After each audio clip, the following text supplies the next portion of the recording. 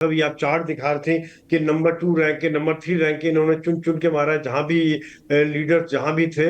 और दूसरी बात, इसराइल एक प्लान तरीके से आगे जा रहा है। पहले इन्होंने लीडर्स मारे, फिर पेजर के द्वारा बहुत सारे फाइटर्स मारे, फिर बहुत तगड़ी एयर स्ट्राइक की, ऐसी एयर स्ट्राइक जो 2006 के बाद या 2006 में भी ऐसी एयर स्ट्राइक नहीं हुई थी, पूरा मटियामेट कर दिया। और साथ साथ अगर ये नसरुल्लाह मारा गया है तो वाकई में हिजबुल्लाह के लिए बहुत बड़ी चोट है, क्योंकि जो एक ऐसे लीडर थे जो पूरा चार्ज अप रखते थे हिजबुल्लाह को।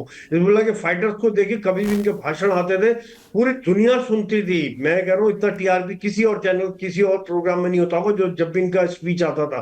और छुप के देते थे, इनडायरेक्ट देते थे, वर्चुअल देते थे, लेकिन हिजबुल्लाह के फाइटर्स को जो मैसेज जाता था, जो खबर जाती थी, एक मोटिवेशनल फैक्टर था।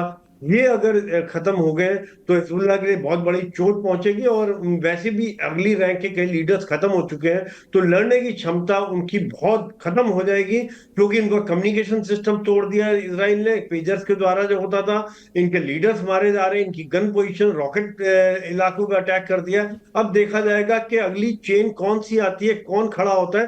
ये टीचर का बंदा कोई नजर नहीं आ रहा मुझे इस समय में वहां हिजबुल्लाह के रैंक एंड फाइल में, जो वहां पर खड़े होकर उनकी कमान को संभाल सके। अनाम सर, क्या अब ये माने कि हिजबुल्लाह कुछ का समय के लिए ही सही लेकिन कमजोर पड़ेगा, या फिर हमले और तेज होंगे? क्योंकि इजराइल पर हिजबुल्लाह की ओर से जो भी हमले हो रहे थे उसके पीछे मास्टरमाइंड नसरुल्लाह को ही बताया जा रहा था।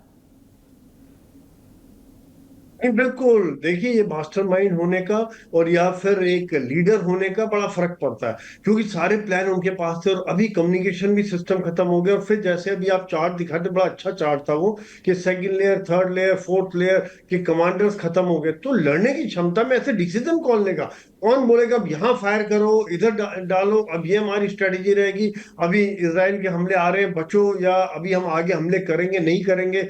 लड़ने की क्षमता में एक लीडर का बहुत बड़ा फर्क पड़ता है। अगर आप देखेंगे, याद करेंगे इतिहास, कि एलटीटी के जब प्रभाकरन को मार दिया गया, तो उसके बाद एक तरह से एलटीटी का ऑपरेशन ही खत्म हो गया, उसके बाद एलटीटी पूरी तरह समाप्त हो गई थी। तो इस प्रकार से अगर एक टॉप लीडर मारा जाता है तो उसका लड़ने की क्षमता पर बहुत बड़ा फर्क पड़ता है। एक वो अपने जो फाइटर्स हैं उनके लिए एक मोटिवेशन रहते हैं, चार्ज अप रहते हैं, मोटिवेशन की तरफ देखते हैं कि नसरुल्लाह ने ये बोला, नसरुल्लाह ने ये कहा, खत्म। उसके बाद कहाँ लड़ेंगे, क्या सोचेंगे? मोराल बहुत डाउन हो जाता है। इसका लड़ने की जो क्षमता है, लड़ने की जो सोच है, लड़ने के जो जज्बा है, उसका ऊपर बड़ा फर्क पड़ जाता है। अनामिका सर, वापस लौट रहे हैं आपके पास। कर्नल शैलेंद्र सिंह भी इस वक्त मेरे साथ जुड़े हुए हैं। कर्नल सिंह, अगर आप तक मेरी आवाज पहुंच रही है, नसरुल्लाह मार दिया गया है, ये आईडीएफ दावा कर रहा है। पहले ईरान में घुसकर हमास के चीफ को मारा और अब लेबनान की सीमा में घुसकर एयर स्ट्राइक तो की, लेकिन उसमें सफलता बड़ी मिली। जो दावे हैं कि नसरुल्लाह मार दिया गया है।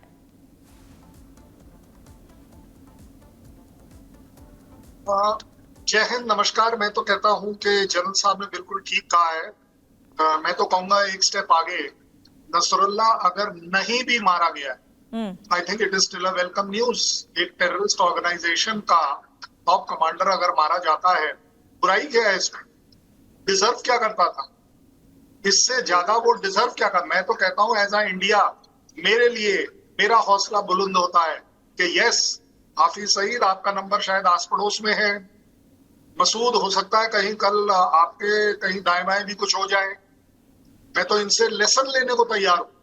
बट दुनिया के लिए सबसे बड़ी बात यह है कि यस, अल्टीमेटली एक मैसेज कन्वे हो रहा है कि अगर इजराइल जैसी कंट्री पीछे पड़ जाए तो टेररिज्म के बॉसेस, आकाश, चाहे कहीं किसी महल या महल से 100 मीटर दूर बैठे हों, वो मारे जरूर जा सकते, उनको एनकाउंटर किया जा सकता है, इंटेलिजेंस उनके ऊपर ली जा सकती है। अगर 5000 लोगों के जेब में चीजें फट सकती हैं, तो वो कौन है? वो लोकल कमांडर्स हैं। आप वो पेजर जो है उन लोगों के पास है, उनको अगर आप टारगेट कर सकते हैं, वॉकी टॉकीज वालों को टारगेट कर सकते हैं, तो व्हाई नॉट नसरुल्लाह? और सबसे बड़ी बात कि नसरुल्लाह जाने से फर्क क्या पड़ेगा? कोई बहुत बड़ा फर्क दिखने को नहीं पड़ेगा, लेकिन ये अपने आप में बहुत बड़ी कामयाबी है। कामयाबी है इजराइल की, इजराइली फोर्सेस की, और सबसे बड़ी नाकामयाब है as far as Hezbollah is concern. आपको आप ही के घर में आकर कोई मार गया और आप चिल्लाते रह गए कि आप दुनिया को मार दोगे, वो बहुत बड़ी बात है। सो ओवरऑल अगर आप देखा जाए, I think Israel as not as a country, as a world, we are grateful कि आप वो मापदंड स्टैंडर्ड साबित कर रहे हो, लगा रहे हो स्टैंडर्ड्स कि इन लोगों को मारना अपने आप में हाईली पॉसिबल है। ये आजकल प्रूव हो रहा है। जिन लोगों को ओसामा बिन लादेन को सालों साल लग गए ढूंढने में, सालों साल, इमेजिन कितने सालों तक तकलीफ रही पूरी दुनिया को। आप देख रहे हैं एक के बाद एक ये जा रहे हैं। पाकिस्तान में भी 20-22 लोग जा चुके हैं। अब ये कौन कर रहा है कौन नहीं कर रहा है, लेकिन मैं कहता हूं ये जो भी कर रहा है, अगर इजराइल कर रहा है, हैट्स ऑफ टू इजराइल। अगर कोई और भी कर रहा है तो मैं कहता हूं सल्यूट टू देम कि वो दुनिया से इस तरह के लोगों को निकाल फेंक ठीक है। रहे हैं। कर्नल सिंह, मैं माफी के साथ आपको रोक रही हूँ। बहुत सारी चीजें हैं जो आपसे और जनरल सोई से समझनी है। सबके दिमाग में बहुत से सवाल है, बल्कि मैं भी बहुत सारी चीजें समझना चाहती हूँ आपसे। लेकिन इस बीच एक बड़ी खबर बता दे रहे, इजरायली सेना बड़ी खबर बता रहे हैं कि इजरायली सेना ने नाम रखा था इसका ऑपरेशन न्यू ऑर्डर। ये ऑपरेशन यानी जिसमें नसरुल्लाह मारा गया है उसका नाम था ऑपरेशन न्यू ऑर्डर, और इसी के तहत नसरुल्लाह का खात्मा हुआ है। यानी प्रॉपर एक ऑपरेशन तैयार किया गया था, प्रॉपर प्लानिंग की गई थी, और उस प्लानिंग के तहत ही नसरुल्लाह का खात्मा हुआ है। जैसा कि कर्नल सिंह कह रहे हैं कि एक आतंकी मारा गया है, एक आतंकी संगठन को खत्म करने के लिए इजराइल ने बहुत बड़ा कदम उठाया है। तो कर्नल सिंह, ये बात तो साफ है कि प्रॉपर एक प्लानिंग थी, एक ऑपरेशन तैयार किया गया था, ऑपरेशन न्यू ऑर्डर, जिसके तहत नसरुल्लाह को मारा गया है। और जैसा कि आपने कहा कि अगर नहीं भी मारा गया है तो क्या सर, लेकिन अगर नहीं भी मारा गया है तो खतरा बढ़ सकता है क्या इजराइल के लिए? आने वाले समय में हमले और हो सकते हैं, और ये क्या है operation new order? I am actually surprise, Israel के लिए खतरा कम कब था? कौन सा ऐसा दिन है या रात है जो एक इजरायली इजराइल के अंदर चैन की नींद सोया होगा? सो ही नहीं सकता। क्यों? क्योंकि उसके एग्जिस्टेंस का सवाल है। कंट्रीज उसके एग्जिस्टेंस को किल करना चाह रही है, उस कौम को इस दुनिया से मिटाने के लिए बैठी हुई है।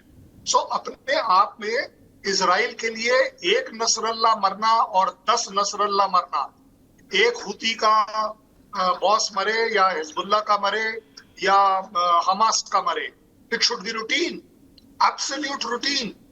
क्योंकि उसने 2 काम करने हैं। एक, अपने आप को सरवाइव करना है, उसे अपनी जमीन के ऊपर रहने का हक रखना है, जिसको कि ये लोग नहीं देना चाहते हैं, और वो भी टेररिज्म मीन्स से निजात पाना है।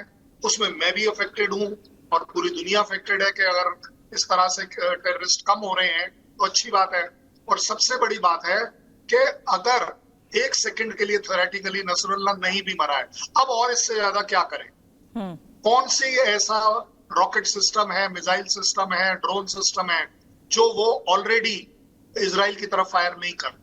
आप बताइए, ऐसी कौन सी ह्यूमैनिटेरियन जेस्चर्स हैं जो उसने कहीं भी अपना रखे, जिसके लिए हम उसको अप्रिशिएट कर रहे हैं?